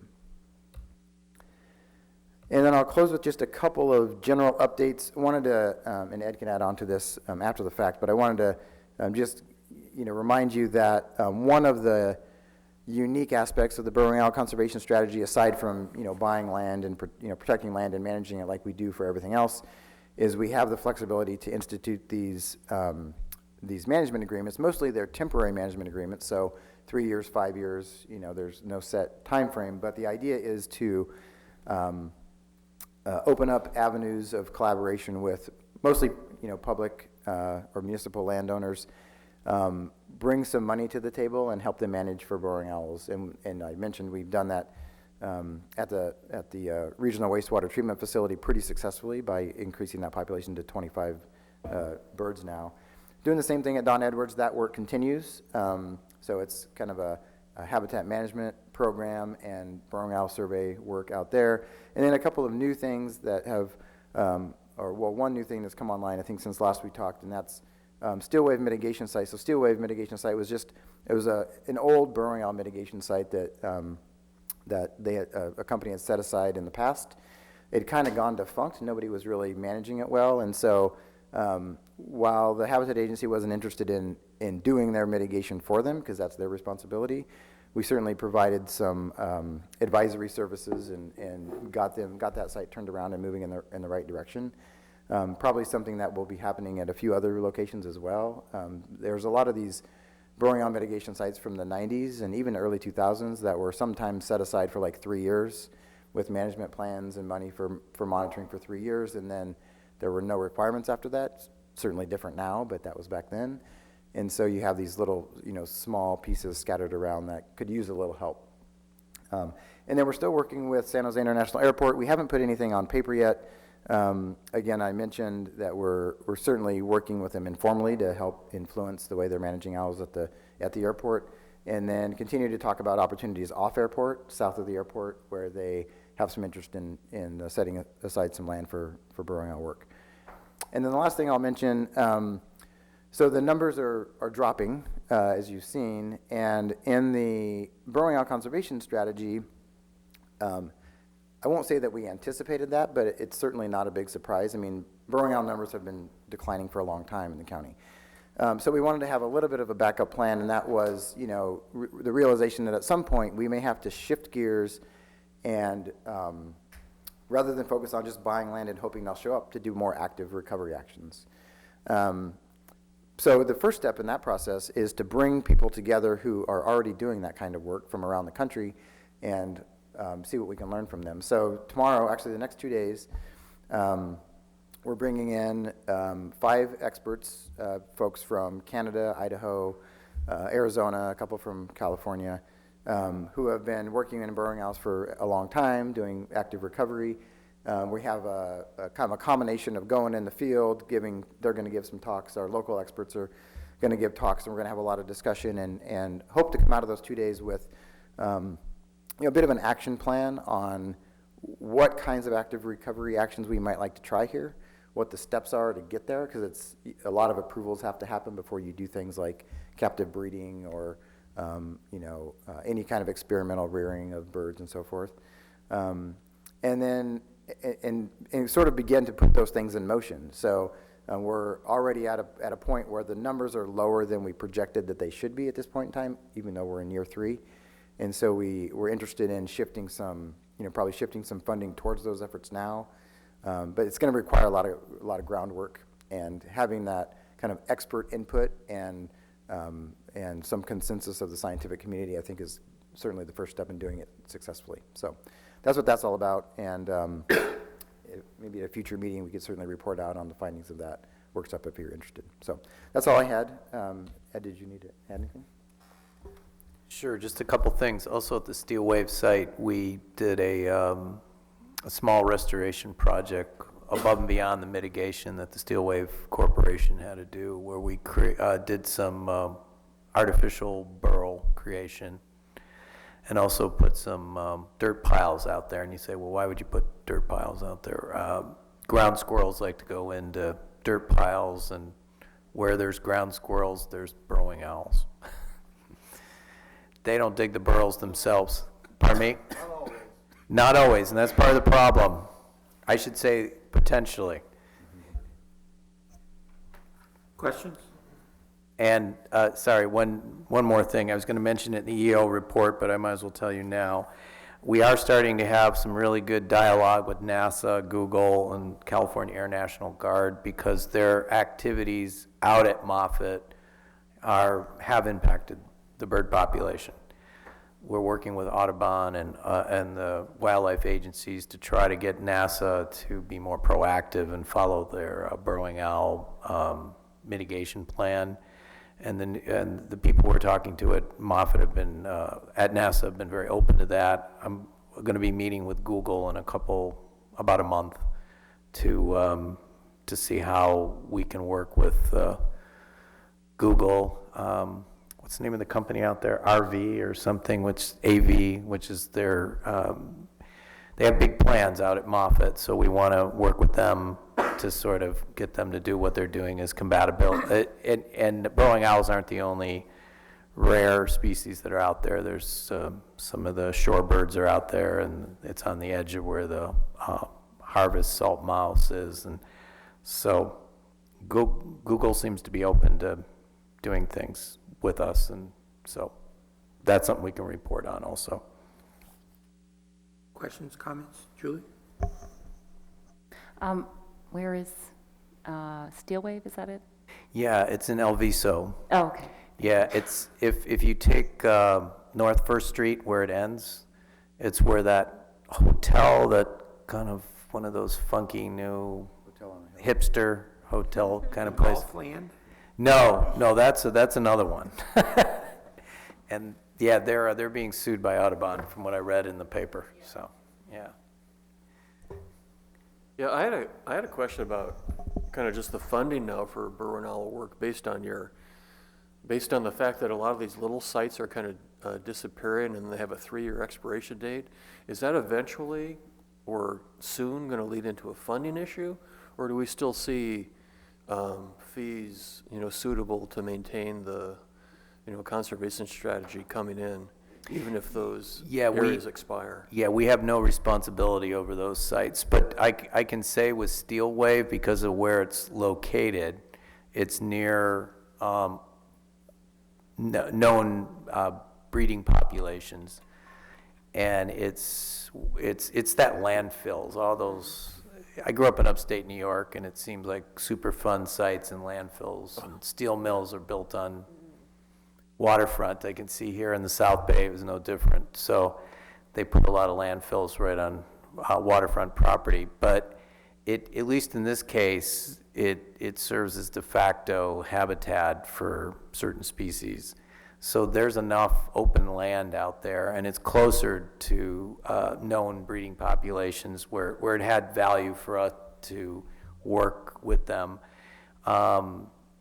Also, the regional wastewater facility, I think it's at Cisco, or there's a 20-acre site out there that was mitigation for a Cisco project. And because it's right next to the buffer lands for the regional wastewater facility, we will be taking over the management of that. And it does come with an endowment, though I believe the city spent a lot of that money. But in most cases, we do not take over those sites, either the management of them or in any way, shape, or form, because they're too small. They're not, the functionality of them is minimal in terms of suitability for burrowing owls. But in these two instances, they fit with our conservation strategy. I guess I'd still, I always kind of think about that Sunnyvale Bayland site too, which had owls for many, many years and just was allowed to kind of get overgrown. And that's always seemed like a good area to try to resuscitate. But I guess the question I had about fees was, I was looking at your chart with the updated fee areas. And so what I think that updated fee area means is those are the areas where if there's building there, developers would pay the right. the burrowing owl fee. But I guess what I got from your talk, Troy, was that as the burrowing owls leave, especially in these little kind of isolated areas where there only been, a pair or two or something like that, that kind of the areas that we're going to get fees from are also kind of just shrinking. Right. As that expires. And I guess what I was really curious about is that. Then what? Is that a concern about just the financial viability of having the funds to? Yes. Yeah. Okay. Yeah, and I think it's even a bigger issue, apart from the lack of funding that would be coming in. The burrowing owl conservation strategy is tied to nesting birds, right? Like a number of adults. We're sort of tracking, the metric we track is number of adults present during the nesting season. And so as those areas shrink, there'll be less funding coming in, but there are also inherently fewer owls. And probably, one of the things that will come up during the workshop over the next 2 days will be, at what point, is there a point in the future in time if the breeding population were to shrink so much where we're not getting any fees and it seems like it's basically on the verge of collapse. So what are the responsibilities? I mean, if you read the plan now, it would say we're responsible to recover the species. But if, I could foresee a time in the future if the trend continues, and I hope that it doesn't, hope we can reverse it with these active recovery actions. But if the trend were to continue unabated at this point in time, you would at some point have to ask yourself the question, are we still trying to recover breeding burrowing owls, or are we more focused on wintering population, or like what are we really trying to accomplish here for burrowing owls? And that's not an easy question to ask, because that would mean basically amending the permit. So that would be a big discussion to have, but it's a really valid point. I think fees are part of it, and the other part of it is just adherence to the permit itself. Yeah, I know. I mean, looking at this, we did these charts of suitable burrowing owl habitat in public lands. Again, the actual owls are kind of moving further and further away from right. Those public lands that look to us like suitable habitat. So our experts, are they going to be visiting some of these other areas, and so we just get their thoughts on, does it look suitable to them too? Yeah. Tomorrow we're spending time in the morning looking at the existing, the occupied nesting sites. And then on Saturday morning, we're going to be in South County looking, driving around, and all those places that we've all stood and looked at and like, I can't believe there's not owls there. And they'll probably say the same thing. And I think one of the lingering questions is, why aren't they there? And if we took them there, would they stay and thrive? And so the people who we have coming in have done a lot of work around that, moving owls around and successfully relocating and doing things like that. And so that's really what we want to get to talk to them about is, and we don't take that idea lightly, for sure. It's a big deal when you start moving animals around and captive breeding and all that stuff, and the agencies take it very seriously. So we want to do it in a smart way, but that might be, it might be time to start trying those things so that we can at least say we've done everything we can to, preserve the species in the county. Right. So that's kind of where we are. Thank you. Yep. Thank you, and you're welcome. We'll see you next year, if not before. That's right. Sounds great. And you fought off that cold well. Yeah. For now. Thank you. Number 6. Oh, do we have any comments from the public on the burrowing owl? Okay. Number 6, selection of, yeah. Yeah.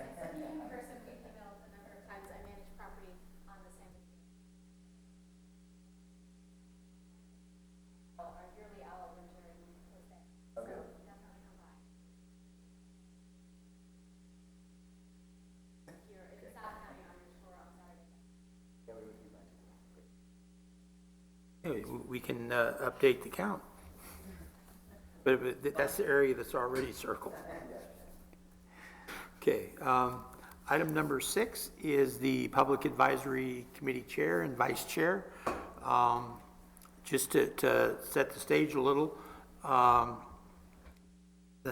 willing to step aside, but the only, that it's more than just these meetings, because part of the chairman's position is that I attend the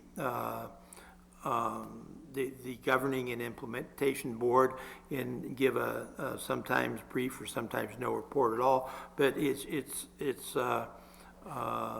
because I live here, I mean, it's a short commute.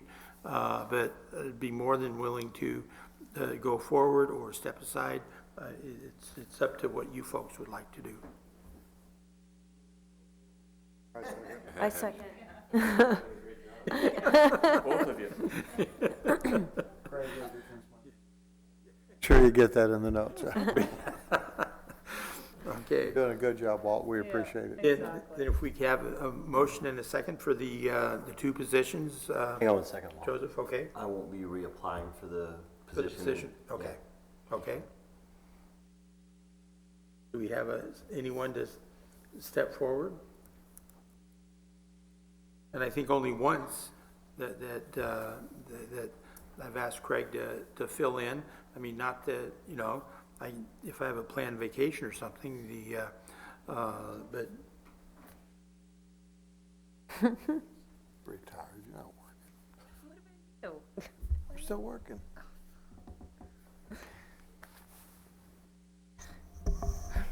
Well, Jan, looks as though you get to step Yeah. up. Well, no, I don't think it looks like that at all. I was hoping to nominate you.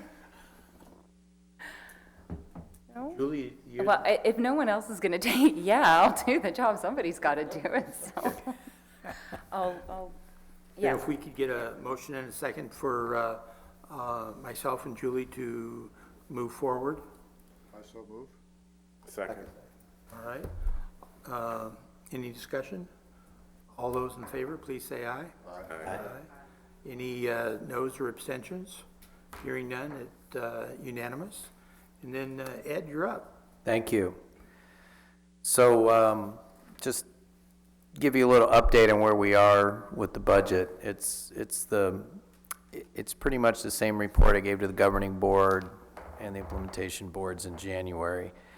But it's the same song and dance that I presented to you earlier about the revenue discrepancies because we included those two San Jose projects. So we modified our currently anticipated revenues from 11 million to 5 million for the end of the fiscal year by pulling those projects out, even though it seems one of them may come in. I'm going to give it a really hard, critical look about what the city tells me. The city's doing the best job they can, the city of San Jose, trying to tell me what's happening. It's revenue for them. Yeah, it is. It's revenue for them too.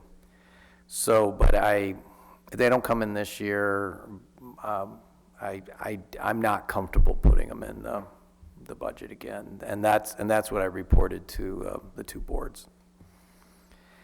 The good news is grant revenues. We anticipated 8 million, and we blew that out of the water. The one caveat I have is that all but 1 million of the money is tied to acquiring land. So if we don't acquire any land, we can't work out some deal with some of the parties we're currently negotiating with, then these monies potentially could go away. We have, with the grants, we have up to 3 years to spend the money typically. So the Wildlife Conservation Board discussions we've had with them is $3 million. Federal Section 6, which was awarded in, so the Wildlife Conservation Board funding matches the federal Section 6 money. So Section 6 is a result of the federal ESA program, Endangered Species Act program run by the Department of Interior and the Fish and Wildlife Service. Wildlife Conservation Board is a state agency. It's an arm of the Department of Fish and Wildlife, State Fish and Wildlife. The Moore Foundation is a preliminary discussion of $3 million. They're very interested in two of the properties that we're currently negotiating with the landowners. And it could be more depending on if one is a conservation easement versus a fee title, but I feel comfortable putting 3 million down. They would still have to go to their board to get approval, but my sense is if staff is recommending money go towards these projects, that their board will approve it. The fourth one listed there is it's a LAG, it's a Local Assistance Grant Program. It's for scientific research. So the Habitat Agency was awarded one for $80,000 to look at nitrogen deposition and how it's ending up in the subsurface water. And so we have elevated levels of nitrogen in the water that Stu Weiss has been sampling, Dr. Stu Weiss on Coyote Ridge. So he wants to do more sampling and research to see if it is a result of the nitrogen depositing on the landscape or not. And would it be correct to say that we are in active negotiations on Yes. several acquisitions? Yes. Okay. Yep. And one that was just announced, so it's not written there, we just found out that the Bureau of Rec awarded us a $1 million grant to go towards the acquisition of one of the Richmond Ranch parcels. So that's one of the active negotiations. And also, we wrote the grant, but OSA applied for it. It was for, through the Bureau of Rec also for $860,000 for fencing improvements on Coyote Ridge for the Coyote Ridge property, the VTA property up there, and the Water District property. So it would be fixing and redoing all the fences up there. And that's through their Central Valley project. They have to mitigate impacts of that. And they have this grant program. And the Richmond Ranch application was rated the highest of all the people applying for money. So hats off to Tara and the great job she did writing those grants. So on the next page, page 2, it's PG&E. This isn't a grant, but this is money that they would give to us so they're putting together a Bay Area operations and maintenance habitat conservation plan, and they're close to getting their HCP permitted by the federal government, and they want to buy some land in advance of their impacts, and we've been working with them and identifying properties. So they've earmarked $5 million that they would partner with us. So that, given the price of land around here, that's very helpful. So when you add it all up, it's nearly $15 million in grants and other, I don't want to call PG&E's monies donations, but other funds. Our expenses through December 31st are at 1.3 million, and our projected expenses were almost 3.7. We anticipate at 3.1, so a little bit less than what we originally projected. So, as you know, we do have a regional general permit through the U.S. Army Corps, so we do provide program coverage for the Corps still issues the permits, but it's a streamlined permitting process, and you will get your permit in 45 days instead of 6 months to 6 years or forever in some cases, the problems with getting Corps permits.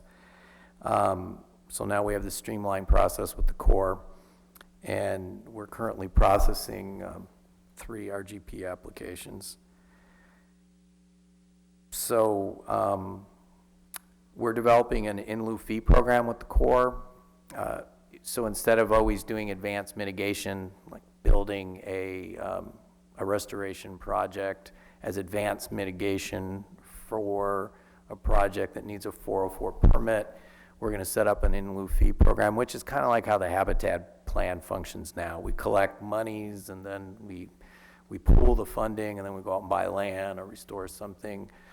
So we won't have to worry about doing advanced mitigation, where we're always trying to stay ahead of the permits to provide enough credits to our project proponents for their 404 impacts.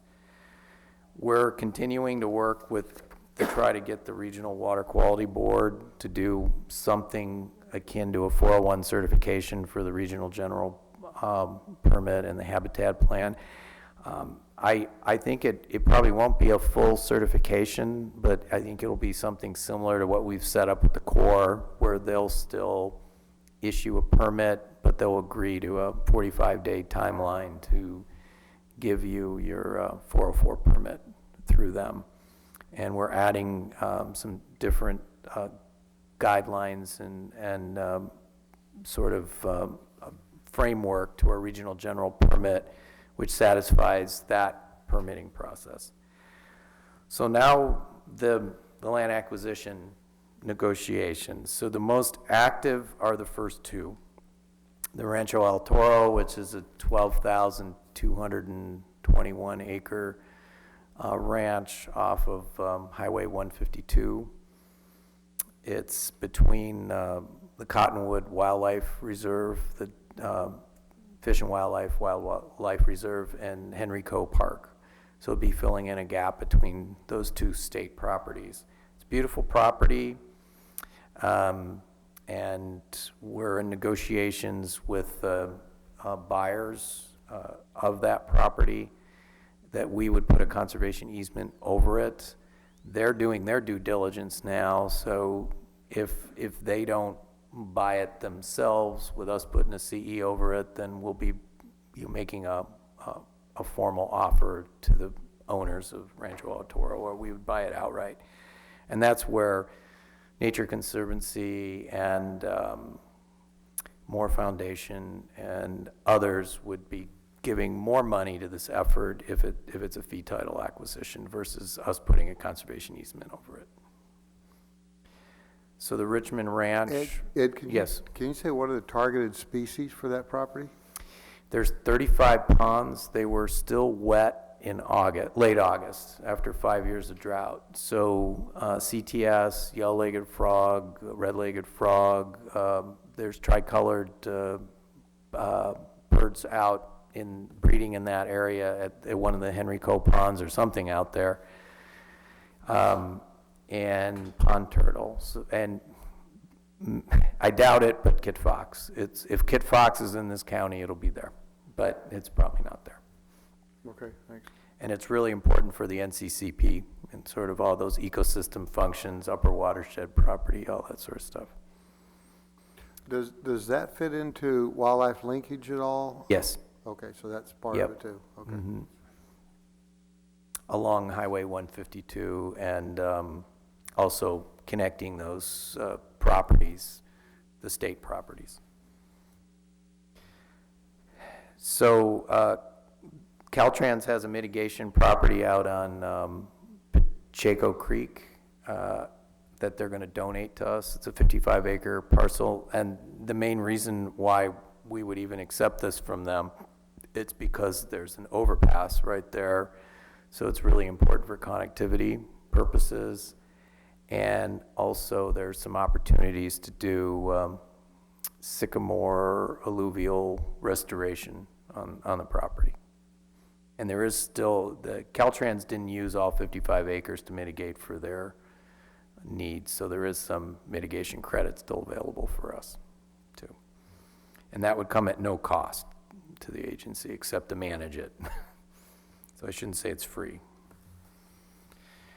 So we just completed the Clara restoration project. That's where we, Jan, to sort of build on what you were saying, I think it was you talking about a project out there. We restored a pond for CTS and enhanced the habitat of it. We also created some seasonal wetlands out there, and we deepened the pond in some spots to try to encourage red-legged frogs to come and breed. We'll be managing that, try to eradicate the bullfrogs and crayfish that are there. We also did a wetland restoration in that same area, and some additional creation of habitat. And it was part of an old quarry site out at Rancho San Vicente portion of Clara. And it's just part of, we have to build and restore so many acres every year of land. And so that's meeting some of our metrics. We're also working in Grant Park on Upper San Felipe Creek. We're in the process of designing a mile stream restoration with the goal of going to construction in late summer. So it'll be a 1 mile of stream restoration and enhancement and in the valley area of San Felipe Creek and Grant Park. So just wanted to give you some key meeting updates. So we had a really great Excuse me, meeting. Ed. Yes. Again, on that San Felipe, what are the target species there? Again, the aquatic Yeah, we part of it is just we have to restore 10 miles of stream in the habitat plan. We have to restore so many acres of a riparian habitat. So a lot of it's just meeting those requirements. The species would be the same, the amphibians and steelhead, which we don't cover. It'd be landlocked rainbow up there, so it wouldn't be steelhead. But so those would be the target species there. And there is a potential, there's a 300-year-old sycamore there, so is there a way to propagate that tree? And something's going right with that tree to be living that long, and is there a way to take what's the genetics of that and see if we can expand sort of the habitat of the sycamores up there, which is probably one of the most threatened sort of habitat genomes in the plan area. So we had a great meeting with POST, and that's the Peninsula Open Space Trust, which is a private, not-for-profit, I guess you call them a land trust, about collaborating with them in throughout the county, because they're a big player. They bring a lot of capacity and funding to conservation acquisitions and sort of conservation planning. So it was long overdue, but that's where adding staff has really helped. It gave me the time to go there and meet with them, and we spent a couple hours, and it was a great meeting. So now high-speed rail. So I met with county planning and roads and airports, because they're providing staff support to high-speed rail for the CEQA NEPA document, and I relayed to those two departments our concerns about high-speed rail. We ourselves are going to meet with high-speed rail on Wednesday of next week. We're part of a meeting to discuss connectivity issues with them, and then we're going to have our own private meeting with them to talk about our concerns and how high-speed rail may impact the habitat plan areas. So one of our big concerns is what are they going to impact? If they're impacting sycamore alluvial, there's not a lot of sycamore alluvial in Santa Clara County to mitigate. So there's only so much land available to impact, and there's only so much land available to preserve and conserve. So if they're going through Pacheco and they're impacting a lot of the sycamore alluvial in that area, it's going to be a lot harder for us to mitigate the impacts of the co-permittees for that type of habitat. So we're going to be encouraging them to avoid as much as possible that rare and special habitat type in our county. There's some other areas that we want to talk to them about. They want to mitigate within this county, and there are lands that are very important that are, if we have willing sellers, that piece of property, if there is a willing seller, is enrolled in our reserve system, and if high-speed rail goes in there and buys that property and is going to use it to mitigate for their impacts, then it's no longer available for us to mitigate for local projects. So some of these properties, there's enough land to go around for everybody. When you're talking about El Toro or Sargent Ranch or some of these big properties where there has been discussions with the landowners, there's enough mitigation credit for everybody, but in some cases there's not. Some of the properties along Coyote Ridge and some of the properties along the Pajaro, those are important that they, at least portions of them will be enrolled in the reserve system and offset local project mitigation needs. So that's what we'll be talking to them about. We had a really good meeting with Silicon Valley Land Trust, 3 of their board members, about trying to work more closely together, and it was a great meeting. And as that sort of unfolds, we'll be updating you on that. Julie and Walt have been involved with our Building State Legislative Champions project, and this is the first product, and this is sort of the first product of our media outreach too. So this is going to be a leave behind that we have with state legislators, our local state legislators, but it's certainly something we could leave with an out-of-area state legislator also. And I want to really thank both Walt, but especially Julie, for helping with putting this together. And we worked with the California Conservation Coalition on this. So there's now a national habitat conservation planning sort of consortium. And we had our second meeting in Shepherdstown, West Virginia. That's where the Department of Interior has their training center. I don't know if any of you have ever been there. It's quite a beautiful place. You know, Senator Byrd, the great senator from West Virginia, he made sure a lot of money was spent in West Virginia. So these were people from all over the country, many of them from red states, that we met with, who are implementing habitat conservation plans from some very, very conservative places too. Panhandle of Florida, Williamson County and Hayes County, Texas, and as well as Travis, which is not, which is a blue area, so to speak.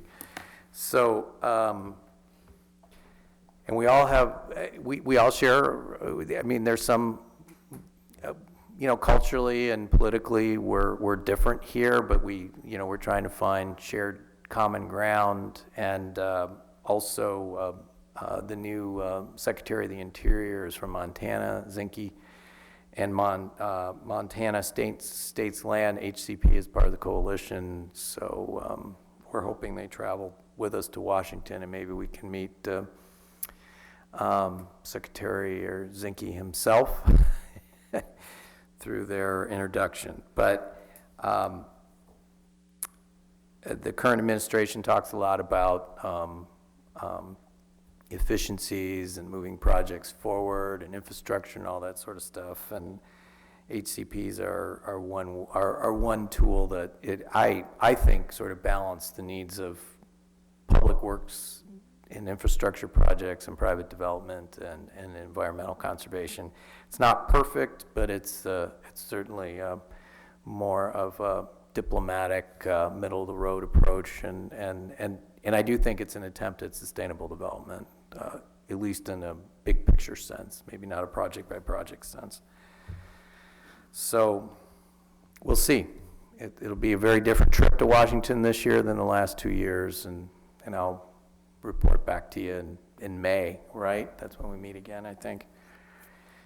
So I mentioned Google. So we also met with the city of Palo Alto. That's another landfill area that used to have burrowing owls breeding. So they have burrowing owls wintering, and they want to work with us to enhance burrowing owl habitat. The big challenge out there is that they have a pretty strict the landfill regulatory process, and they have a staff person that they have to report to who's pretty strict about the integrity of the cap on that landfill and sort of what you can and can't do. So it's a work in progress, I think. And Troy mentioned the Burrowing Owl Summit, and if any of you have time on Friday afternoon, that's open to everybody to come and listen to some of the presentations. It's at what time, Troy? Is the 1 o'clock. 1 o'clock? Okay. And that's over at Don Edwards, across the bay. So that's all I have to report. Don Edwards in Fremont, not Fremont. Alvisa. Right, yeah, it's not El Viso. No, it's in Newark, to be exact. Yeah, yeah. Thank you. You're welcome. Do we have anything else that anyone wants to bring up or on the next agenda or anything like that? Not? We're adjourned. Thank you all.